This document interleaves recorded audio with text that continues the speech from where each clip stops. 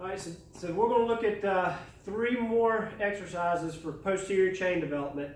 Again, we like to focus on that posterior chain. We don't want that big discrepancy between anterior portion, that posterior portion, posterior chain. We tend to overdevelop. We get nice strong quads. A lot of injuries occur because those glutes, hammies, posterior chain tends to be a little weaker at times. So some injury prevention to add to your strength training program. So the 3 exercises we're going to look at this week are the single leg deadlift, the stability ball hamstring pull, and a sumo deadlift. It's going to be a little bit more lengthy, just because right here at the beginning we're going to look at the deadlift posture and the single deadlift posture. So this video, I like to keep them short, but this video is going to take just a little bit longer than normal, but we're going to run through it really quick as we can, give you some instruction there. So what I like to do with deadlift posture is I like to take a dowel, a stick, something like that, and we like to work on that regular deadlift posture. So what we like to see is when we do that deadlift posture, as we go over, we like to see head, back, and butt stay in contact with that stick.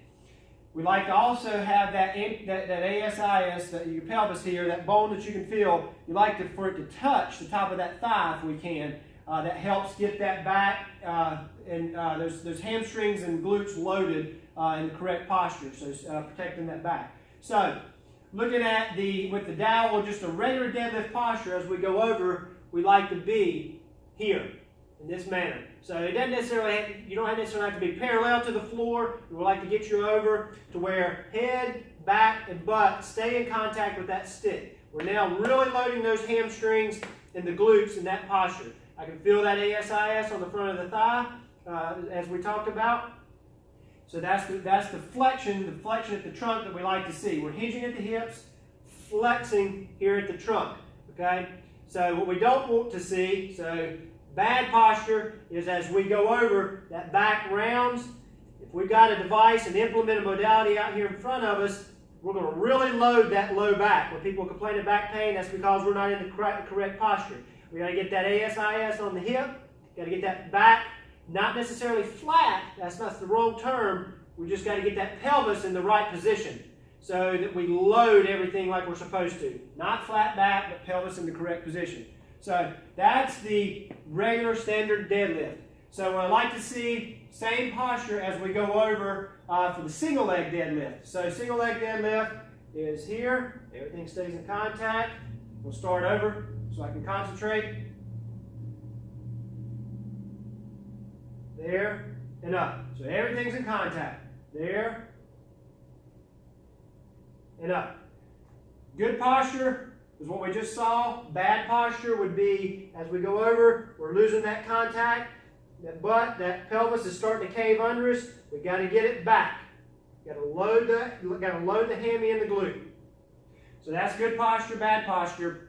The other thing I don't want to see, or you don't want to do, is as you go over, we don't want to let those hips open up. We don't want that rotation. We want that pelvis to stay nice and level as we go over, so that's good. Don't want to see that pelvis open up as we go over. You're looking for stability there, but we don't want to rock that pelvis. We want that pelvis to stay neutral right there.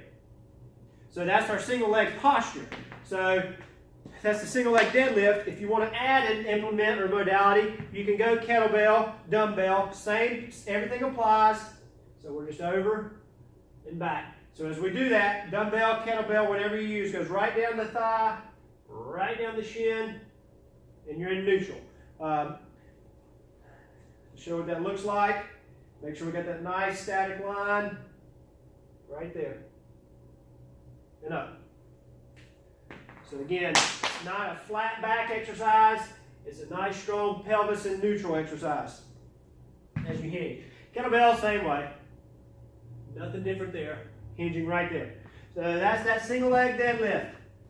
Jumping right into the stability ball hamstring pull. Again, if you go back and look at our video from last week, then we talked about the bridge, and when we bridge up, we want that nice straight line from the knee through the hip to the shoulder. So we're bridging up there. So So that's our bridge, nice straight line. We're going to carry that concept straight into the stability ball. So as I pull the ball in, my hips will continue to go up. We want to get nice extension out of those hips. So we pull in and up. Straight line, knee, hip, shoulder, right there. So pull it in, right there. What we don't want to see again is we don't want those hips to lag. We don't get the activation out of the glutes and the hamstring if we do that. So meaning bad here, hips are still down, not doing much exercise at the glute and the hamstring. A little bit of stability involved there, but not much. We really want those hips to come up, squeeze the glutes and the hammies right there. So that's the stability ball hamstring pull.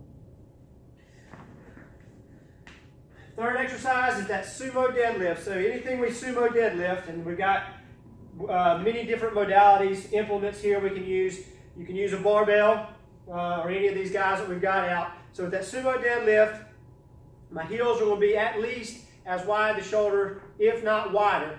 And we're going to have those toes turned out a little bit so we get those adductors and those hamstrings where they come up and attach. We really can activate those guys by turning those toes out and being a little wide. So when we do that, you can do that with a power band. We've talked a lot about the power bands. An easy at-home modality to use, implement. So I'm wide, my toes are out. I'm going to go down, I'm going to grab that band, those puppy dog ears we've talked about, then you come up and squeeze. Really want to squeeze the glutes when we get up top. And again, we've talked about, or we need to talk about when you come up to get full extension of any type of deadlift you do. So we like to also say shoulders behind the bar. So that helps us get full extension. Don't have a bar, I have the band, but it doesn't matter. I'm still going to get my shoulders behind my hands when I come up, so I get full extension right there. There to there. Up, squeeze those glutes, full extension. So that's the power band. And again, you can do it with the DMX medicine ball. So nice wide, toes are out, down, and then I'm up and squeeze, getting my shoulders back when I get up, so I get full extension of the hips. Power through the hips and glutes. Moving right over. No difference with the dumbbell than what we just did with those two guys. So toes are out, feet are wide. You can go even wider. Some people like to go really wide. So there, full extension. When I come up, getting those shoulders behind the hands, full extension of the hips, squeeze the glutes. Get some good activation out of the hamstrings and adductors. Same concept with the kettlebell. No different with the kettlebell sumo deadlift. There, up. Really like to see if we can get down, touch that floor, and up. Really put those hamstrings on a stretch, load them, squeeze. Yeah, so those are the three exercises. The video is a little long this week, sorry, but we needed to really look at that single leg deadlift. So you've got the single leg deadlift, stability ball hamstring pull, and a sumo deadlift. Check out all those videos. There's more that you can add to that posterior chain development from last week, and we'll continue to mount on that through this month.